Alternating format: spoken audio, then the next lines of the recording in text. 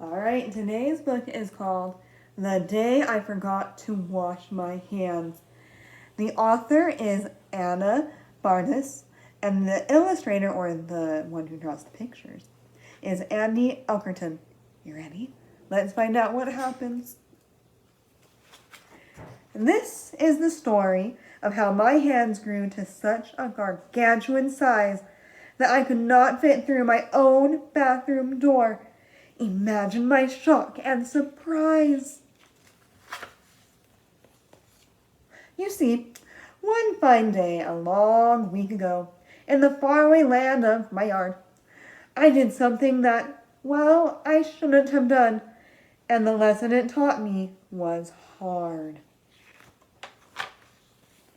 It started with jam, so sticky and tart, on a sandwich of crumbly bread. And what I did next might leave you aghast. I'm not sure just what went through my head. "Wash your hands," my mom called from the kitchen inside, and I thought, maybe after I play. Now, I won't vow I forgot, but maybe I did. I'm a kid, and you know that's our way. But I'll say this for sure, I wish I had not. Soon you'll see why I say what I say. For after one game, I moved to the next, and continued that way the whole day. Sticky things stick, or so goes the claim. I found out that day it is true. A truer thing actually never was told. Yes, stick is what sticky things do. At first it was jam. No great big deal, right? Or so I thought, as you all know. But stick a jam hand way down in the sand, and you'll see how the problem can grow. Ooh, look at all that jam and the sticky sand. I wonder what will stick next. After the sand, I monkeyed with leaves. Some pine cones and cut off grass confetti. Well, that's a lot of things. Then I sat in the sun, making masterful art, till I found I was getting quite sweaty. Feeling a thirst, I headed inside. After wrestling open the door, look at all of that. And all of a sudden, things got very hairy as I passed behind Grandpa Abnor. Look at what his sticky hands got off of Grandpa's head.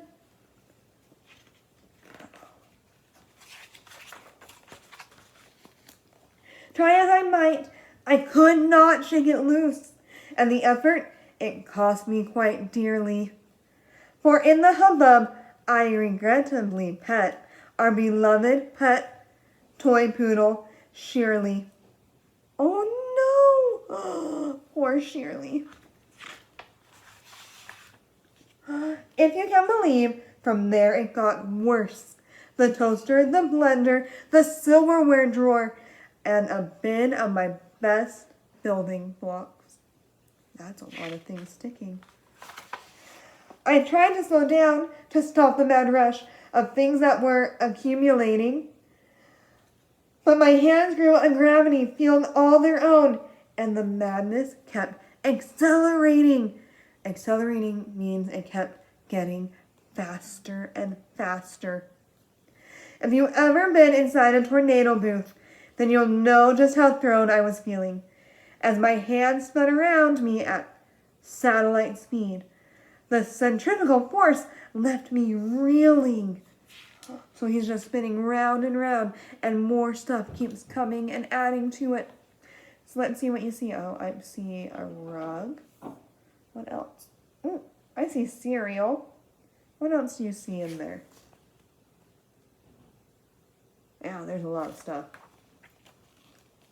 Finally, thanks me, they came to a rest. There simply was no room for more.